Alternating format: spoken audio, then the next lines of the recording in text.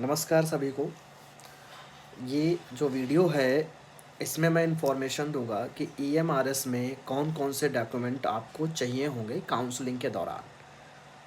अब जैसे हम बात करते हैं, जब हमारी काउंसलिंग होगी और उसके लिए एक प्लेस डिसाइड किया जाएगा, वहाँ पे सभी लोगों को बुलाया जाएगा। तो उसमें आपके सारे ओरिजिनल डॉक्यूमेंट, उसमें क्या-क्या मैंडेटरी है वो मैं बता दूँ।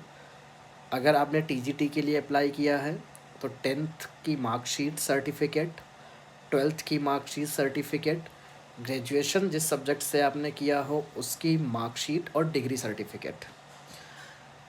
तो और बीएड की मार्कशीट और डिग्री सर्टिफ़िकेट, ये हो गए एजुकेशन क्वालिफ़िकेशंस आपके, ये ओरिजिनल चाहिए होंगे और इनके 2-2 सेट ज़ेरॉक्स करा लेना, मतलब फ़ोटोस्टेट हो जाएँगे। इसके बाद आपने अगर कोई रिज़र्वेशन क्लेम किया है, रिज़र्वेशन के लिए अगर हम बात करें, आप ओबीसी से हैं तो ओबीसी सर्टिफ़िकेट, ईडब्ल्यूएस कैटेगरी से हैं तो ईडब्ल्यूएस सर्टिफ़िकेट, एससी कैटेगरी से हैं तो एससी सर्टिफ़िकेट, एसटी कैटेगरी से हैं तो एसटी सर्टिफ़िकेट।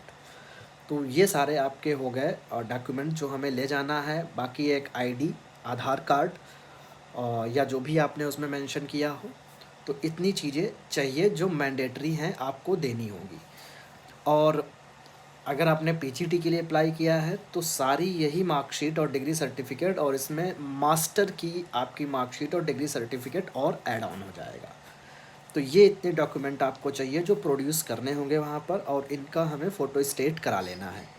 अब यहाँ पर बात आती है कि जिनके पास डिग्री नहीं है अभी ओरिजिनल, वो क्या करेंगे?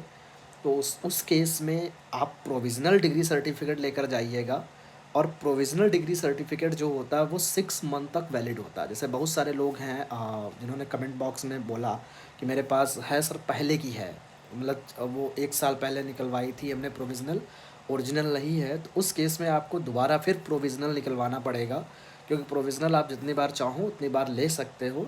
तो अगर आप पहले तो कोशिश करिए, अगर आपकी यूनिवर्सिटी, कॉलेज जहाँ भी है, आपने अगर नहीं ली है तो जाकर ले लीजिए, अगर मैनुअल मिलती है। अगर ऑनलाइन मिलता है तो ऑनलाइन आप उसको अप्लाई कर दीजिए, और उसमें अभी अगर आप अप्लाई कर देंगे तो हो सकता है कहीं-कहीं जल्दी मिल जाती है, कहीं-कहीं 15-20 दिन में भी मिल जाती है, तो हो सकता है तब तक मिल जाए, क्योंकि जॉइनिंग के टाइम तो रिक्वायरमेंट है ही उसकी। जैसे अभी मान लो अगर आपका डीवी होगा, वहाँ पर आपसे डिक्लेरेशन ले लिया जाएगा, अगर आपके पास सर्टिफ़िकेट नहीं है तो आप वहाँ पे प्रोविज़नल लगा देंगे, और वो आपसे लिखवाएँगे कि हम जॉइनिंग के समय जब विद्यालय जॉइन करेंगे तो वहाँ पर हम इसको प्रोड्यूस कर देंगे, तो वो आप डिक्लेरेशन देंगे वहाँ पर। तो जॉइनिंग के समय तो होनी चाहिए, इसलिए बेटर है चाहे ऑफ़लाइन या ऑनलाइन, आप कोशिश करिए कि वो आपके हाथ में आ जाए जल्द से जल्द। नहीं है तो प्रोविज़नल सर्टिफ़िकेट आप लेकर जाएँगे। तो ये बातें थी हमारे सर्टिफ़िकेट को लेकर के, कि क्या-क्या डॉक्यूमेंट हमें चाहिए वहाँ ले जाने के लिए। हमने सारा बता दिया, सारे एकेडमिक्स। अगर आप कोई एक्सपीरियंस लगाना चाहते हैं तो लगा सकते हैं, ऐसा कोई मैंडेटरी नहीं है, नहीं भी लगाओगे तब भी कोई ऐसी दिक्कत नहीं है। और तो ये हुआ। फिर उसके बाद बहुत सारी समस्याएँ हैं कि ओबीसी सर्टिफ़िकेट को लेकर के, ईडब्ल्यूएस सर्टिफ़िकेट को लेकर के, कि किस डेट का होना चाहिए, क्या है। तो मैंने पिछला कल वीडियो उसमें डिटेल में बताया था कि मान लो आपके पास अगर सेंट्रल गवर्नमेंट का है तो अच्छी बात है, नहीं है तो सिंपली वो फॉर्मेट आप निकलवा लीजिए, उस पे काउंटर साइन कराने हैं, जिसने आपका सर्टिफ़िकेट प्रोड्यूस किया, आपको दिया होगा, इश्यू किया होगा, उसी के सेम साइन उस पे हो जाएँगे, वो ईज़िली कर देता, कोई इसमें दिक्कत नहीं है। हालाँकि केवीएस में बहुत सारे लोगों के पास स्टेट का ही था, उससे भी काम चल गया था। लेकिन कुछ लोगों के साथ ये ऑब्जेक्शन किया गया, उनसे माँगा गया था, तो उसके लिए मैं यही कहूँगा, आप अगर रेडी होकर जाएँगे तो ज़्यादा सही है। फिर उसके बाद एक समस्या आती है कि आपके बीएड नहीं था, या बीएड का रिज़ल्ट बाद में आया जब दोबारा फॉर्म ओपन हुए। इसको मैं चैनल के माध्यम से तो नहीं बता सकता इसमें क्या करना है। मैं अपने ग्रुप का इस वीडियो के डिस्क्रिप्शन में मैं लिंक दे दूँगा। एक मेरा ग्रुप है ईएमआरएस सेलेक्टेड का, उसमें आप लोग जुड़ जाइए। फिर आप पर्सनली मुझसे पूछ सकते हैं इसका क्या सॉल्यूशन है, क्या हम करेंगे। और अगर आप पर्सनली भी कांटेक्ट करना चाहें तो मेरा नंबर है 9451940747। इस पे आप कांटेक्ट कर सकते हैं।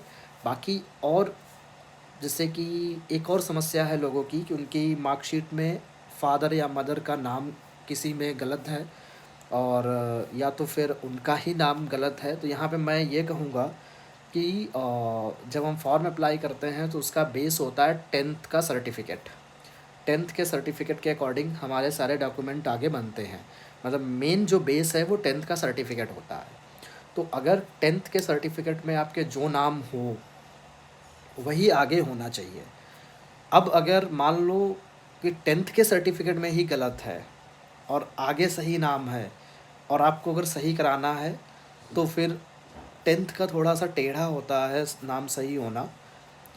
तो इस केस में मतलब ये थोड़ा सा वैरी करता है कि इसमें किसको सही कराना चाहिए।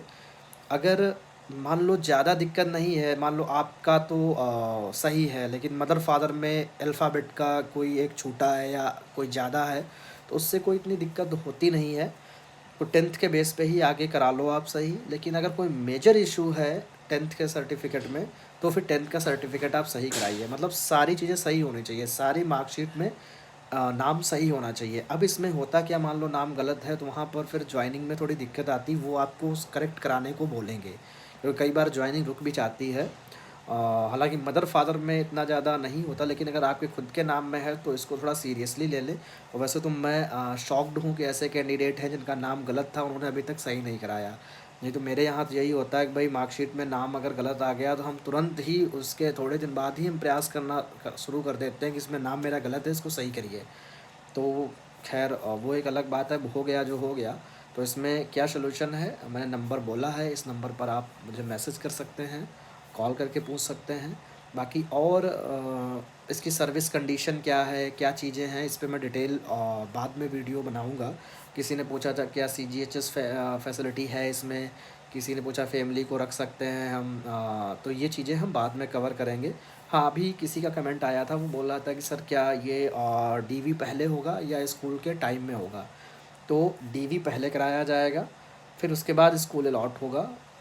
स्कूल में भी DV होगा, वो एक अलग चीज़ है। मतलब पहले काउंसलिंग आपकी होगी, एक प्लेस देंगे ये वहाँ पर, फिर उसके बाद आपको स्कूल अलॉटमेंट होगा, और स्कूल अलॉटमेंट के बाद दोबारा फिर स्कूल जब आप ज्वाइन करने जाओगे वहाँ पर भी सारे डॉक्यूमेंट आपके देखे जाएंगे। तो ये प्रोसीजर है इसका। किसी ने कहा था, किसी ने बोला सीधे विद्यालय में होगा, तो विद्यालय में नहीं होगा, उनको जानकारी नहीं होगी।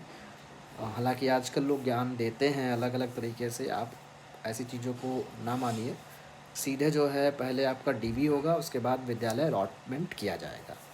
बाकी कोई इन्फॉर्मेशन हो आप पूछ सकते हो, मैं ग्रुप का इसमें लिंक दे दूँगा, आप उससे जुड़ सकते हैं। मिलते हैं नेक्स्ट वीडियो में।